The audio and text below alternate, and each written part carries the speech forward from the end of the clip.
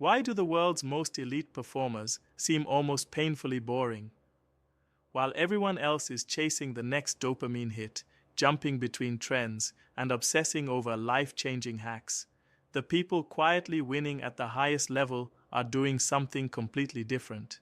They're repeating the same simple actions over and over again, and in 2026, that might be the most unfair advantage you can have. Because here's the truth no one wants to hear. Success doesn't come from constant excitement. It comes from eliminating it. We've been conditioned to believe that progress should feel thrilling, that every day needs a spark, a breakthrough, a new idea. But that mindset creates a hidden trap, a cycle of endless novelty that drains your energy faster than you realize. Every time you chase something new, your brain pays a price. You burn cognitive energy switching directions. You waste time relearning, replanning, and rethinking. And worst of all, you never stay in one lane long enough to see real results. This is what I call the novelty trap. It looks productive on the surface. You feel busy, you feel inspired. But behind the scenes, you're constantly resetting your progress back to zero. Instead of building momentum, you're stuck in a loop of starting over. And there's another cost most people ignore: decision fatigue. When every day requires you to come up with something new, new strategies, new ideas, new approaches, you slowly drain your mental bandwidth. Your brain wasn't designed to operate like that. Over time, your decisions get worse, your focus weakens, and your output becomes inconsistent. This is why so many exciting creators and entrepreneurs burn out. They sprint hard in short bursts. They ride waves of motivation, but they can't sustain it. Because excitement is not a stable fuel source. Now compare that to someone who operates differently, someone who doesn't rely on motivation, someone who doesn't chase novelty, someone who shows up every day and executes the same core actions, regardless of how they feel. That person might look boring from the outside, but they're the ones quietly compounding results while everyone else is distracted. This is where radical consistency comes in. Radical consistency is the decision to remove emotion, ego, and randomness from your process. It's about turning your work into a system of non-negotiables, actions that happen whether you feel inspired or not. You don't wake up and ask, "What should I do today?" You already know, because the system decides for you, and that changes everything.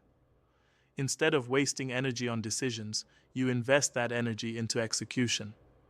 Instead of chasing unpredictable results, you focus on controlling your inputs. Because at the highest level, elite performers don't obsess over outcomes. They obsess over the process that produces those outcomes. They understand something most people ignore: results are delayed, but actions are immediate. So they lock in the actions. They make their routines predictable, even mechanical. Not because they lack creativity, but because they understand that consistency creates the conditions where creativity can actually thrive. And here's the part that most people struggle with. You have to remove your ego from the process, because your ego wants excitement. It wants recognition. It wants to feel like you're doing something special. But mastery doesn't care about your feelings. Mastery is built through repetition, through doing the same thing so many times that it becomes effortless, through refining small details that most people would overlook because they're too busy chasing something new. And this is where the real advantage begins to show. Because most people never make it past the boredom phase.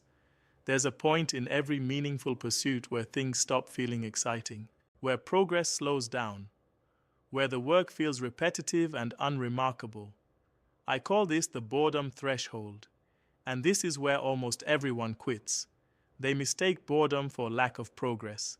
They assume that because it feels repetitive, it's no longer working, so they pivot, they switch strategies, they chase something new, but the people who win stay.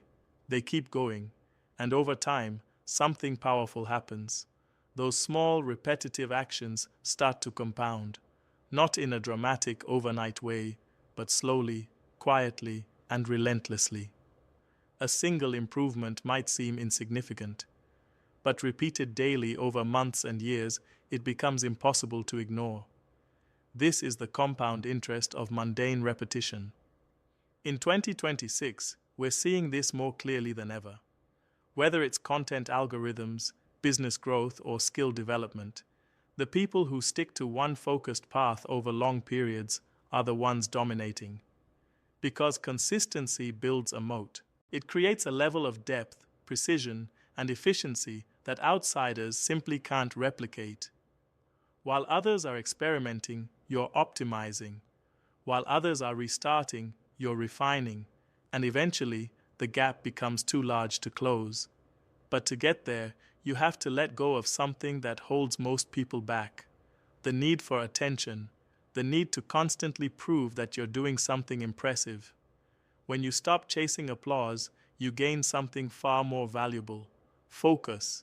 You stop performing for others and start executing for yourself. You shift your attention from how things look to how well they work. And that's the moment everything changes, because now you're no longer distracted by trends, opinions, or external validation. You're locked into your craft, fully present, fully committed. This is the transition point, the moment where you stop searching for the next big thing and start perfecting what already works. And this is how people break into the top 1%, not through constant reinvention, but through relentless refinement. So how do you actually apply this? It starts with identifying your highest return actions. Not 10 things, not even 5, just 3. 3 simple, repeatable habits that directly impact your results. If you're building a business, it might be creating content, improving your offer, and reaching out to potential clients.